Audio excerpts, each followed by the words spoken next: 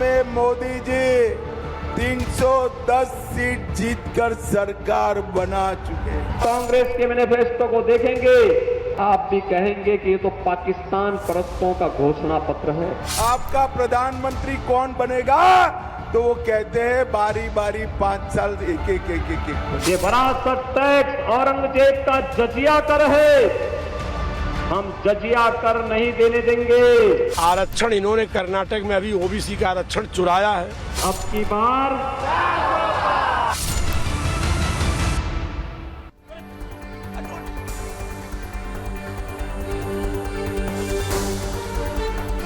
नमस्कार, बहुत स्वागत है आपका रिपब्लिक भारत के खास political show Indian political league में।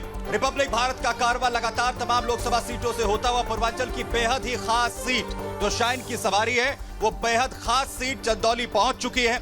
वाराणसी से लगती सीट है चंदौली, और जिस तरीके से लगातार वर्तमान सरकार की तरफ से वाराणसी में तमाम दावों की बात की जाती है, उससे आखिर चंदौली पर कितना असर पड़ा है, इन तमाम चीजों को लेकर भी बात होगी। और साथ ही आज हमारे साथ होगी चंदौली की वो जनता जो बताएगी कि आखिर चंदौली ने कितना विकास किया है। जोरदार तालियां आप सभी की, और बहुत शुक्रिया हमारे साथ यहाँ पर जुड़ने के लिए, क्योंकि आप लोगों के साथ ही इस तरीके के कार्यक्रम जो है वो संभव हो पाते हैं। और साथ ही होंगे तमाम पार्टी के जो प्रवक्ता जो जवाब यहाँ पर देंगे जनता के सवालों का, और बताएंगे कि आखिर कितना विकास जो है वो चंदौली ने यहाँ पर किया। मैं सबसे पहले परिचय आपसे यहाँ पर करा दूं। हमारे साथ जैनेंद्र धर दुबे साहब होंगे, बीजेपी की तरफ से पक्ष रखेंगे। संतोष यादव जी होंगे, समाजवादी पार्टी की तरफ से पक्ष यहां पर रखेंगे।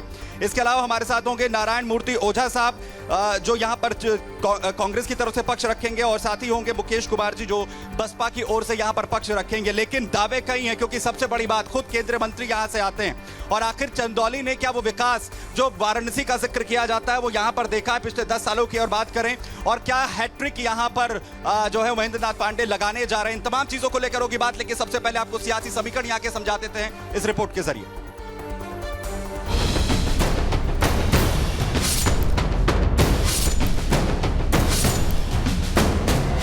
लोकसभा चुनाव के 7वें चरण में पूर्वांचल में वोटिंग होनी है।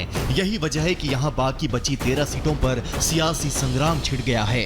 पीएम मोदी के संसदीय क्षेत्र वाराणसी से सटे चंदौली में भी इसी चरण में वोटिंग होगी। वैसे तो चंदौली वाराणसी से सटा हुआ है, लेकिन विकास से कोसों दूर है। यहाँ के हालात से इस बात का अंदाजा लगाया जा सकता है कि जिला बनने के 25 सालों बाद भी चंदौली मुख्यालय का इंतजार कर रहा है। हालात ये हैं कि यहाँ जब भी कोई अफसर आता है तो वो रात्रि विश्राम के लिए वाराणसी जाता है। यही वजह है कि बीजेपी अब चंदौली के हालात बदलने का दम भर रही है। आज चंदौली में मार्कंडेय मंदिर का जीर्णोद्धार हो रहा है। गोमती और गंगा के संगम पर पर्यटन केंद्र बन रहा है, और मछली पालन का भी बहुत बड़ा काम पांडे जी कर रहे हैं।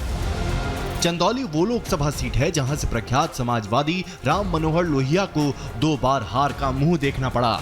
यहां कांग्रेस, बीजेपी, एसपी और बीएसपी हर दल के सांसद रहे हैं, लेकिन किसी ने भी यहां के विकास और शहर के इंफ्रास्ट्रक्चर पर ध्यान नहीं दिया।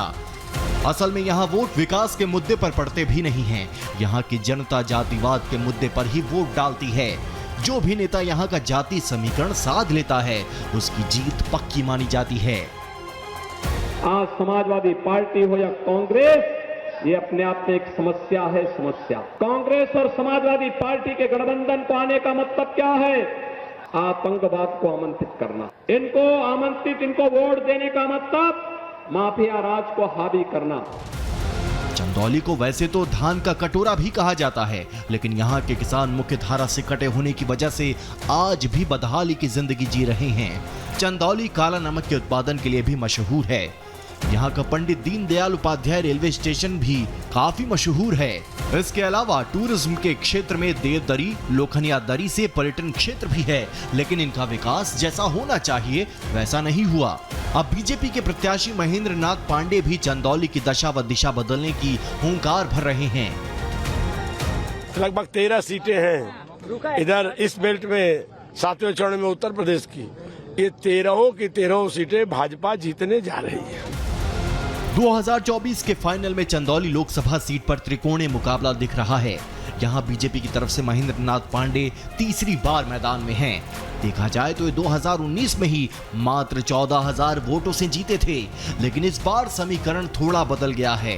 पिछली बार एसपी और बीएसपी एक साथ थी, लेकिन इस बार एसपी और बीएसपी अलग अलग लड़ रहे हैं, जिससे समर्थन महेंद्र नाथ पांडे के पक्ष में ही नजर आ रहा है। बहरहाल अब देखने वाली बात यह है कि महेंद्र नाथ पांडे चंदौली सीट से जीत की हैट्रिक लगा पाते हैं या नहीं। Bureau report, Republic Bharat. तो तस्वीर क्या चंदौली की इस बार बदलेगी और जिस तरीके की संभावनाएं चंदौली में है, क्या उस तरीके का विकास जो है हुआ है और आखिर क्या मूड है इस बार का। और कहा जाता है कि जातीय समीकरण बहुत हावी रहते हैं, चंदौली में क्या इस बार रहेंगे, इसी पर बात करेंगे। जो तमाम लोग हैं पहले उनके साथ शुरुआत कर लेते हैं। भाई साहब क्या नाम है? मुजाहिद अख्तर। अच्छा अख्तर साहब ये बताइए चंदौली का क्या माहौल है? चंदौली में इस बार गठबंधन, इंडिया गठबंधन जो है भारी मतों से जीतने की ओर अग्रसर है। ऐसा ही लगता है?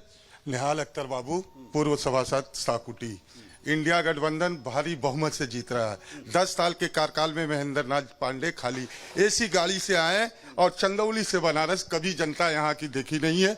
इंडिया गठबंधन के प्रत्याशी वीरेंद्र सिंह कम से कम 1 लाख वोटों से जीते। ये तस्वीर होगी क्या इस बार? बोलिए। जी नहीं, तस्वीर बदलने जा रही है इस बार, और इस बार बीजेपी भारी बहुमत से आ रही है। इससे पहले यहाँ की जो स्थिति थी वो ऐसी थी कि ये जो जिस विकास का दम्भ भरते हैं वो ऐसा था कि किसी का इतना शोषण कर दो कि वो सर उठाने को भी विकास समझे, तो इसे के लोग विकास समझते थे। लेकिन पहली बार जब भारतीय जनता पार्टी आई है और चंदौली में जो विकास की धारा बही है, उससे हम यह देख सकते हैं और जनता का रुख बता रहा है कि इस बार बीजेपी आ रही है और भारी बहुमत से आ रही है। भारी बहुमत से आ रही है। कुछ इधर भी देख लेते हैं, जरा बताइए क्या माहौल होगा इस बार? माहौल बहुत अच्छा है बीजेपी का, और यहाँ की चंदौली की जनता पहले एक चीज से ग्रसित थी। यहाँ का जो सपा सरकार में लोग कहते थे जो जमीन खाली है वो हमारी है, उससे मुक्ति मिली है। अब हमारी भाजपा सरकार के नेता, भाजपा सरकार कहती कि जो जमीन जिसकी है वो उसी की रहेगी, कोई भूमाफिया का इस पर कोई कानून नहीं चलेगा। माफियाओं की सफाई हुई है, ये बड़ा मसला है इस बार। क्या मसला है चंदौली का इस बार? फिर से महेंद्र नाथ पांडे जी चुनाव जीत रहे हैं। अब की बार 400 पार, धारा 370 हटा, राम मंदिर बना। जो कभी राम मंदिर पे हमारे गोली चलाया गया था, ये सारे मामले खत्म हो गए। आज के देश में विकास हो रहा है, यूपी में माफिया राज खत्म हो गया। यानी जो केंद्र के मसले हैं उस पर भी यहाँ की जनता जो है वो बात कर रही है। और मैं शुरुआत यहीं पर बीजेपी के साथ करूंगा। जयेंद्र दुबे साहब, मिली जुली प्रतिक्रिया है। कुछ कह रहे हैं कि बीजेपी वापसी कर रही है और कुछ लोग कह रहे हैं कि नहीं, जो विकास होना चाहिए था, जो संभावनाएं थी चंदौली के अंदर, वो नहीं हुई है। बोलिए। आपको, रिपब्लिक भारत को और आपके दर्शकों को सबसे पहले मेरा सादर प्रणाम, नमस्कार। यह भारत के विकास की बात है, ये अपनी विकास की बात करते हैं। हम चंदौली के विकास की बात करते हैं जी। ये अपने परिवार के विकास की बात करते हैं। मैं सोनभद्र के विकास की बात करता हूं। तो अगर मैं जिलेवार चलता हूं, लेकर के क्षेत्रवार लेकर के चलता हूं, प्रदेश को लेकर के चलता हूं और देश को लेकर चलता हूं, तो इस भारत के गौरव को बढ़ाने का और 2047 तक विकसित भारत का लक्ष्य लेकर के चलने का एक भारतीय जनता पार्टी का कार्यकर्ता काम करता है, किसी परिवार के लिए नहीं काम करता है। मैं आपके चैनल के माध्यम से कहना चाहता हूं, ये लोग चाहे जितना दम भर लें जी, जनता देख रही है। आप जिस सड़क से आए हैं, 400 करोड़ की 6 लेन की सड़कें बन रही हैं, over bridge, underpass, medical college, मत्स्य पालन और हॉर्टिकल्चर के जो किसानों के लिए, उनके लिए हम कितना गिनाएं? थक जाएंगे सुनते सुनते, गिनते गिनते थक जाएंगे। वो